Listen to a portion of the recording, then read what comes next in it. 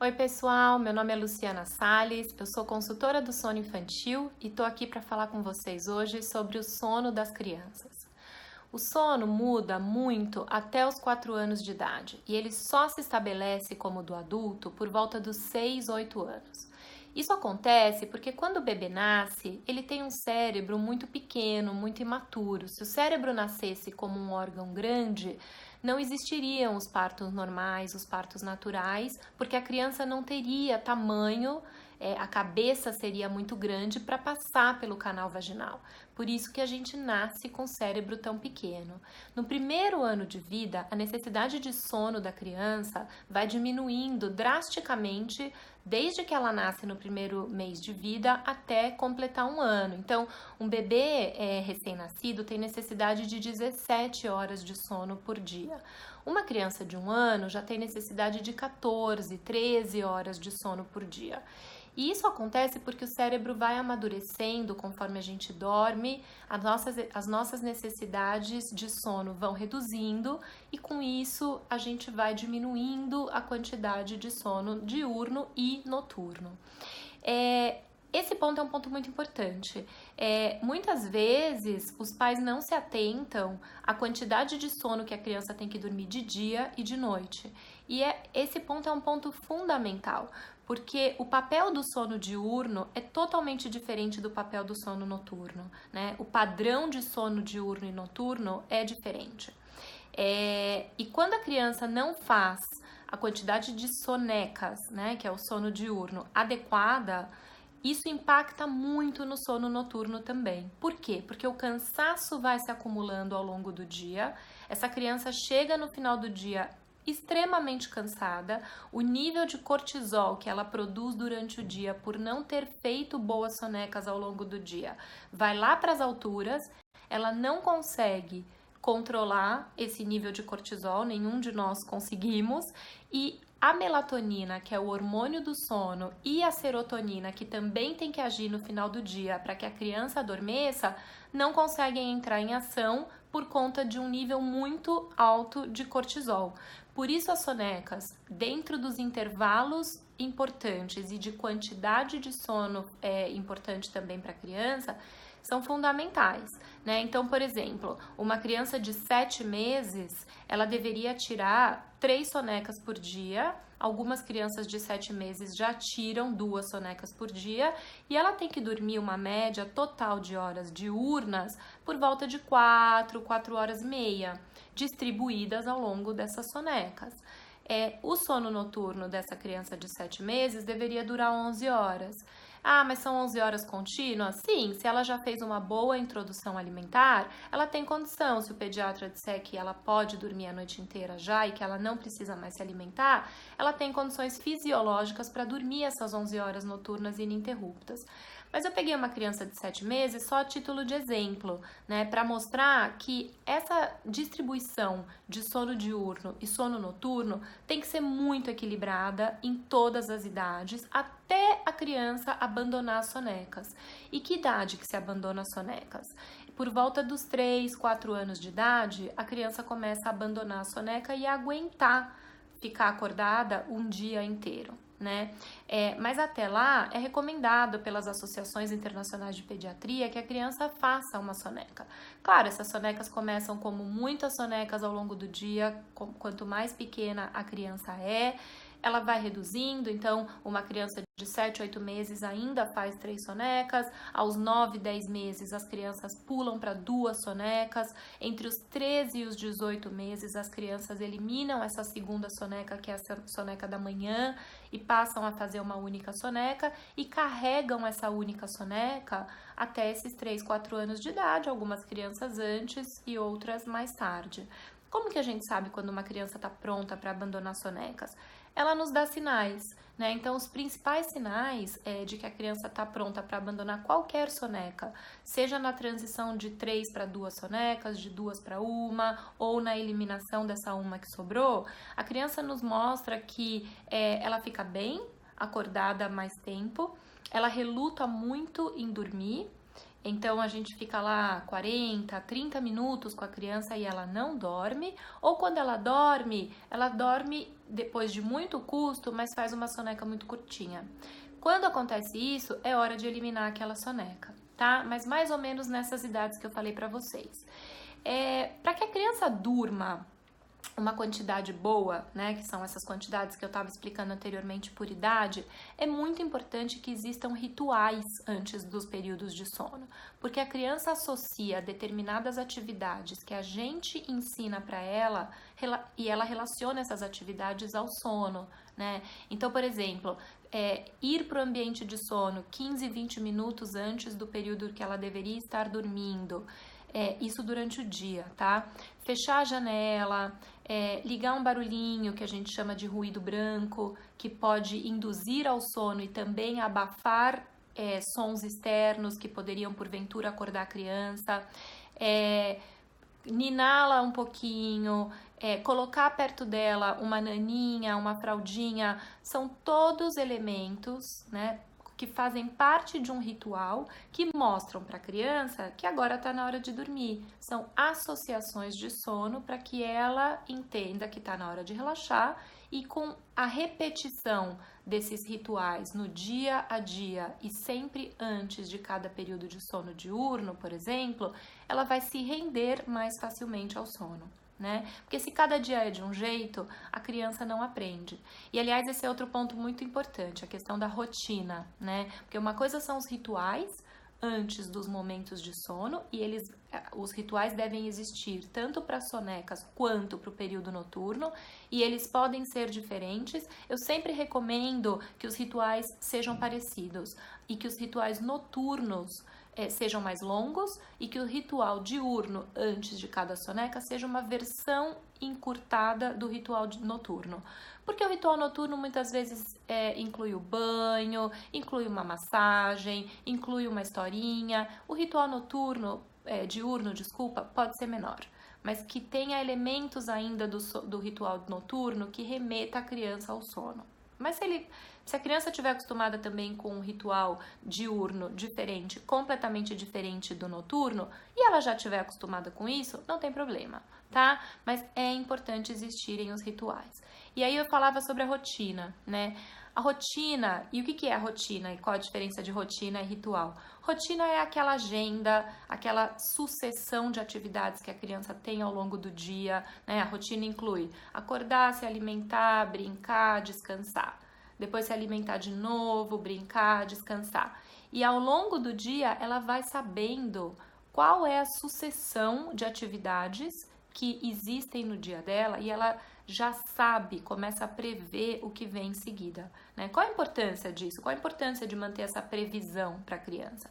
Ela se sente muito mais segura. Os estudos mostram que crianças que têm uma rotina estruturada são crianças mais seguras, são crianças mais confiantes, são crianças mais estáveis, porque elas sabem o que vem a seguir, né? Então, crianças que não têm rotina, ou que a rotina cada dia é de um jeito, se confundem muito, se sentem mais inseguras, custam a aceitar o que o pai ou a mãe ou o cuidador está apresentando, porque ela não sabia que aquilo vinha naquele momento. Aquilo é uma novidade, ela não consegue prever, porque cada dia é de um jeito.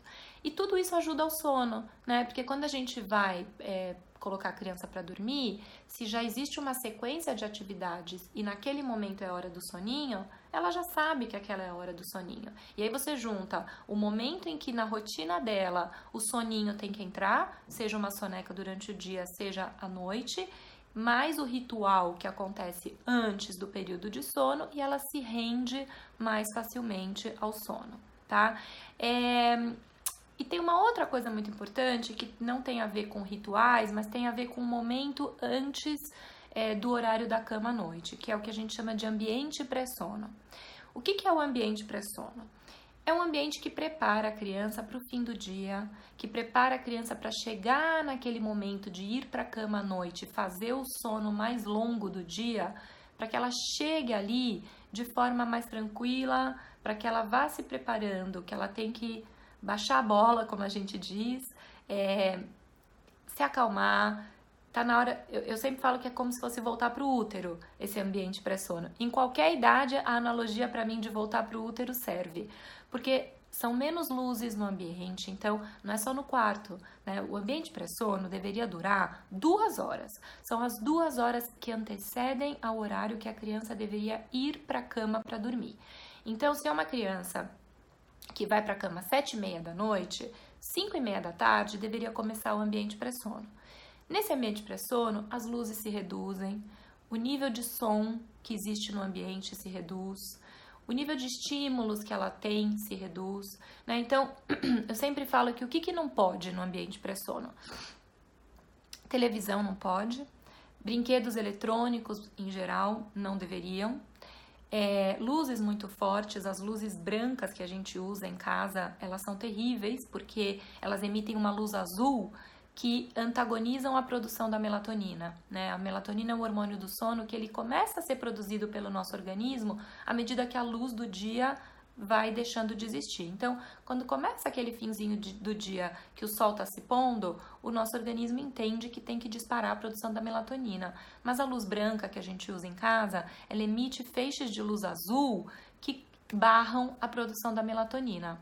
Então, nesse ambiente pré-sono, evitar as luzes brancas, mais luzes amarelas, luzes mais fraquinhas, televisão desligada, não deixar a criança brincar com brinquedos eletrônicos, atividades mais calmas. Então, programar as atividades que vão fazer parte do ambiente pré-sono para que a criança vá se acalmando. A hora que ela vai para a cama, ela já está muito mais descansada, ela não luta contra o sono, ela já aceita deitar, ela já aceita ficar naquele ambiente porque o corpo dela está preparado para deitar e dormir, tá? Então, rituais antes de cada período de sono, rotina estruturada durante o dia e o ambiente pré-sono.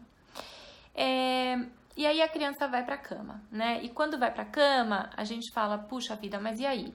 Agora vai dormir no colo, vai dormir mamando, vai dormir sozinha. Existem associações de sono positivas e negativas. O que é uma associação de sono? Associação de sono é tudo que a criança precisa para se colocar para dormir, né? Então, muitas crianças precisam do colo, muitas crianças precisam da mamadeira, muitas crianças precisam do peito, tem crianças que precisam segurar a mão de algum adulto, né? Todas essas são associações de sono que a gente chama de associações negativas. Por que negativas? Porque a criança adormece precisando de alguma coisa que não depende dela. E qual é o problema disso? O problema disso é que todos nós passamos por breves despertares ao longo da noite. Todos nós. Por quê? Porque nós temos ciclos de sono ao longo da noite. Nós começamos com um ciclo de sono em sono pesado, passamos para o sono leve, temos um pequeno despertar. Depois, novamente, sono pesado, sono leve, breve despertar. O ciclo de sono do adulto é mais longo que o da criança. Quanto menor a criança, menor o seu ciclo de sono. Por isso que eu falei lá no começo que o sono da criança só se estabiliza e se torna igual ao do adulto lá pelos 6, 8 anos de idade, porque é nessa idade que os ciclos de sono da criança duram a mesma coisa que o ciclo do adulto. Uma criança pequena, um bebezinha recém-nascida, o ciclo de sono dela dura por volta de 40, 50 minutos para passar por esse ciclo de sono, para passar pelo estágio de sono pesado e depois pelo leve. O do adulto dura de 1 hora e meia, né? E conforme a gente vai dormindo ao longo da noite, a gente vai tendo cada vez mais quantidade de sono leve ao longo da noite, ao longo dos ciclos. Então, depois de algumas horas que a gente está dormindo, a gente vai tendo cada vez mais quantidade de sono leve ao longo dos ciclos. E isso vai acontecendo naturalmente com a criança, conforme ela vai amadurecendo. Quando a criança passa de um ciclo de sono para outro, então pensa, ela tem ciclos menores que o nosso. E todos nós, em cada passagem de ciclo, temos os breves despertares. Se ela adormeceu no colo, quando ela dormiu lá no início do ciclo de sono dela, a hora que ela chega no final desse ciclo, ela vai querer voltar pro colo. Por que eu dormi no colo, agora eu tô no meu berço, ou eu tô num colchão? Eu quero aquele colo, por quê? Eu me assusto. Volta pro colo, tudo de novo. E aí encerra-se um outro. Às vezes ela até consegue passar de um ciclo pro outro sem precisar do colo, mas fica nesse dorme, acorda, dorme, acorda, dorme, acorda, porque depende de uma associação negativa. E em cada passagem de ciclo, nos breves despertares que todos nós temos, ela acaba precisando voltar para aquela situação porque ela não aprendeu a adormecer sozinha. Então, por isso que o trabalho da consultoria de sono é exatamente esse, é transformar associações de sono negativas em associações de sono positivas. O que são as associações de sono positivas? São elementos que a criança consegue se apropriar, dos quais ela consegue se apropriar e não precisa de um adulto para isso. Então seria uma naninha, seria uma chupeta, seria passar a mão no lençol. Tem muitas crianças que ficam passando a mão no lençol até dormir. E tem crianças que não adotam nenhum elemento de sono, né? Eu tenho 2 filhos que não adotam nenhum elemento de sono. E tudo bem, a criança aprende a dormir também, mesmo sem um elemento. Mas é uma associação positiva, todo o caminho que ela faz sozinha dentro do bercinho ou da cama dela para aprender a dormir sozinha. Então, quando a gente fala em educar o sono infantil, porque existe algum problema, existem muitos despertares no meio da noite, existem muitas associações de sono negativas, todo o trabalho é feito para se remover essas associações negativas, para que a criança ganhe independência para dormir de forma contínua durante a noite, e de forma contínua não é sem os breves despertares, porque os breves despertares existem para todos nós. Eles são saudáveis e eles são o que garante a sobrevivência, né, do ser humano, porque a gente precisa ter os ciclos de sono para que, se num momento de perigo, a gente acorde. E as crianças também passam, mas elas aprendem a voltar a dormir se elas não adormeceram dependendo de um adulto. Tá? Então, isso é muito importante. Mas como que eu retiro? Com muita consistência, com muita persistência. Não é fácil, não é nada fácil, né? Então, uma criança que tem uma associação de adormecer mamando, de adormecer no colo, de adormecer sendo balançada, tem que existir um planejamento para tirar toda essa associação dessa criança, né? Para que ela aprenda pouco a pouco, dia após dia, que aquilo está sendo tirado, que aquilo está sendo reduzido, e ela vai aceitando. É difícil, envolve muito choro, sim, né? E eu sempre falo que o choro não é deixar chorar, né? Dá para deixar chorar? Dá para deixar chorar. Funciona? Funciona. E funciona dependendo do seu nível de aceitação desse choro, do seu nível de cansaço, porque eu também sempre digo, né? Todo método de educação de sono funciona de acordo com a tolerância de cada família, de acordo com o nível de cansaço de cada família, porque existem métodos para qualquer tipo de família, para qualquer tipo de tolerância, mas um pouco de choro durante o período de reeducação, independentemente de ser através de uma consultoria do sono ou ser sozinha, você decidindo fazer na sua casa, você vai encontrar, né? E por que existe esse choro? O choro é um grande mito, né? Quando a gente fala de educar o sono da criança, por que o choro é um grande mito? Porque eu acho que os pais têm uma... Acho não, eu sei que é assim por conta de lidar com os meus clientes todos os dias. Existe uma fantasia de que vai ser ensinado para a criança que agora existe uma nova forma, uma nova associação, sem que ela chore, né? Até acontece, geralmente com crianças bem maiores, até acontece, mas um certo nível de frustração na criança, porque aquela forma com a qual ela estava acostumada a dormir é retirada, vai existir, né? Então, é um choro de frustração, porque no momento em que você vai começar a educar a criança para uma nova associação positiva de sono, ela tá cansada, ela tá com sono, ela quer dormir e ela não entende por que você tá retirando aquele colo, aquela mão que ela segura, aquele peito que ela mama para dormir, aquela mamadeira que ela mama para dormir. Ela não entende. Ela está exausta, ela está cansadíssima, ela quer dormir.